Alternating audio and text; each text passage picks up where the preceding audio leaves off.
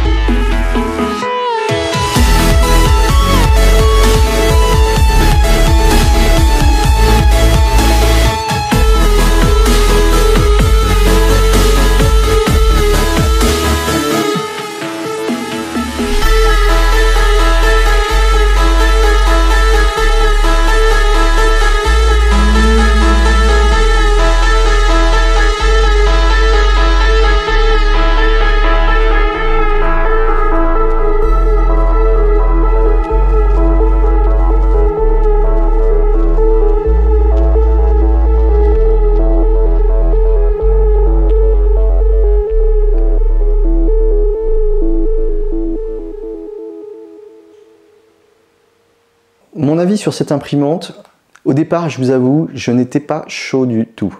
Pourquoi? Cette imprimante, en fait, elle a un petit truc qui me chagrinait, c'était le fait qu'elle n'imprime que du PLA. On n'a pas de plateau chauffant et on a une petite surface d'impression. Par contre, j'ai changé d'avis avec le temps. Pourquoi? On a, dans les 3/4 des cas, absolument pas besoin d'une grande surface d'impression parce qu'on imprime des figurines ou des choses comme ça, et si on est fan de modélisme ou si on fait des petites pièces mécaniques, ça suffit largement. Et moi, c'est souvent le cas, j'imprime beaucoup de petites pièces. Il y a des exceptions évidemment, de temps en temps j'imprime un boîtier assez grand ou je vais imprimer d'autres choses, donc là oui, j'aurais besoin d'un plateau plus volumineux. Mais pour imprimer des petites pièces, finalement, ça suffit pour faire pas mal de choses. Et si vous faites donc des pièces de modélisme, c'est parfait. Donc cette imprimante, finalement, elle a aussi des avantages que je n'avais pas sur les précédentes. Par exemple, si je prends l'AlphaWise, vous avez ici la nécessité de souvent refaire le réglage du leveling plateau avec les vis. Ici, pas besoin. Vous avez en un clic, vous faites tout le leveling du plateau en automatique. Vous avez la tête qui viendra palper la surface du plateau et qui va détecter la hauteur exacte du plateau. Comme ça, vous aurez une impression qui sera parfaite, même avec des irrégularités sur le plateau. Donc c'est génial. Au niveau de l'impression, vous avez 4 fois rien à faire. D'ailleurs, le logiciel est très bien fait, celui qui est fourni avec, puisqu'il est 100% configuré. La seule chose que vous avez à faire, c'est importer votre modèle, vérifier qu'il est bien placé et lancer l'impression. Évidemment, si vous n'avez jamais fait la détection du plateau avant, vous faites un clic sur les préférences, vous lancez la détection du plateau, vous choisissez la qualité que vous voulez et ensuite vous lancez votre impression. Mais c'est très simple, il y a très peu de paramètres à régler et le résultat des impressions, je pense que vous l'avez vu sur la vidéo d'avant, c'est très propre, mais vraiment très très propre. Que dire de plus? L'imprimante globalement donc, est bien conçue, elle est fermée, on peut éviter évidemment donc comme ça de transmettre la plupart des perturbations sonores en fermant cette petite fenêtre qui va réduire considérablement donc, le bruit qui va s'échapper de l'imprimante. Donc c'est un gros point positif aussi, si vous voulez la mettre dans une pièce qui est à proximité de votre chambre à coucher par exemple et que vous voulez pouvoir dormir la nuit, ça améliore quand même nettement, j'ai constaté une baisse de l'ordre de 10 décibels environ, et c'est pas négligeable 10 décibels. Hein. Je vous garantis qu'au travers d'un mur, derrière 10 décibels en moins, parfois on n'entend plus rien. Donc moi je vous conseille vraiment ce type d'imprimante. Alors il faut faire attention évidemment de ne pas avoir une table qui transmet les vibrations par le sol, parce que sinon autant dire que vous aurez beau fermer la fenêtre, vous ne sentirez pas de différence au niveau sonore. Par contre moi sur mes tables en dessous j'ai des pieds caoutchouc, aucun problème, j'ai aucune transmission sonore donc par le sol, et donc là quand je ferme la porte de l'imprimante, il y a vraiment un niveau sonore qui est très acceptable.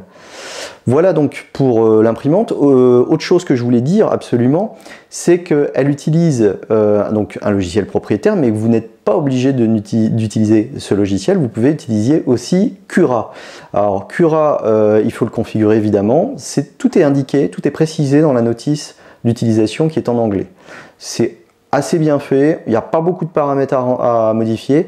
La seule chose, c'est qu'évidemment la première calibration, vous serez obligé de la faire avec le logiciel qui est fourni avec l'imprimante.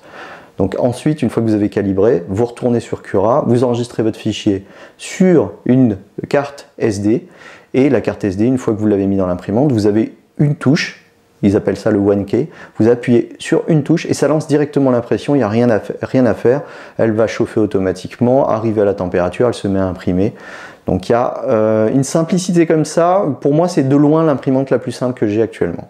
Et je voulais absolument vous dire aussi, le 1K, donc cette touche 1K, vous sert à répéter les impressions. C'est-à-dire que si vous avez par exemple envoyé un fichier depuis l'ordinateur sur l'imprimante, chose que je n'avais pas précisé, elle n'a pas d'écran, hein, donc on utilise soit un ordinateur, soit une application mobile, et bien avec l'envoi directement sur l'imprimante, vous pouvez ensuite vous passer totalement de l'ordinateur et, du téléphone et répéter une impression à l'infini en appuyant toujours sur la touche 1K qui se trouve juste à gauche ici. Alors je ne sais pas si on la voit bien, là c'est une touche grise avec un petit symbole, vous savez, lecture pause. Donc vous appuyez dessus et ça lance automatiquement l'impression sur l'imprimante et c'est reparti pour répéter le modèle comme ça indéfiniment. Je l'ai testé, j'ai répété plusieurs fois le petit bateau Benchy, je peux vous le montrer. Je l'ai fait 3 fois d'affilée et je n'ai eu aucun problème sur le leveling, il s'est répété à la perfection, donc aucun souci. Voilà donc pour cette imprimante, la Moira DF3 de chez Dedibot, imprimante que je ne pensais pas vous dire du bien parce que au départ j'étais vraiment sceptique et finalement c'est une marque qui fonctionne très bien, qui est très simple et pour un débutant c'est, je dirais, encore mieux que d'utiliser l'AlphaWise si vous faites du PLA. Pas pour son volume d'impression, parce qu'elle a un volume d'impression quand même nettement plus petit, mais pour par contre sa simplicité d'utilisation, on ne fait pas mieux et on arrive quand même à obtenir des modèles assez gros. Comme vous l'avez vu, j'avais le nounours que j'ai imprimé qui est quand même assez gros et j'ai pas utilisé toute la capacité de l'imprimante. J'aurais pu faire quelque chose de nettement plus large et d'un peu plus haut. Je pense qu'on peut monter voilà, à un volume à peu près comme ça, enfin comme ça, et le volume, la largeur à peu près ça. Donc on n'est pas loin d'un volume quand même correct pour imprimer des grosses figurines quand même. Donc je pense que si vous faites de la figurine, c'est une très bonne imprimante. Si vous faites de la pièce technique, si c'est que pour faire des petites pièces techniques, ça ira. Si vous faites de la grosse pièce technique, évidemment, ce ne sera pas l'imprimante qu'il faudra privilégier. Il faudra mieux retourner sur une CR10 ou une AlphaWise, par exemple. Évidemment, il existe d'autres modèles, je ne les ai pas toutes, je n'ai pas pu toutes les tester, donc je ne conseille que ce que je connais. Mais voilà, il faut adapter évidemment votre achat d'imprimante en fonction de vos besoins. Voilà donc pour la Moira DF3 de chez Ladybot. Si vous avez évidemment des questions comme d'habitude, vous me laissez les commentaires sous la vidéo. Si y a des choses que j'ai pas soulevées, si vous avez évidemment des choses que j'aurais oublié totalement de vous dire, n'hésitez pas à poser des questions en dessous, j'essaie de répondre à tout le monde. Et n'oubliez pas donc le petit pouce positif si vous avez apprécié la vidéo, la petite cloche si vous voulez recevoir les avertissements en cas de nouvelles vidéos et abonnez-vous. Merci, à très bientôt.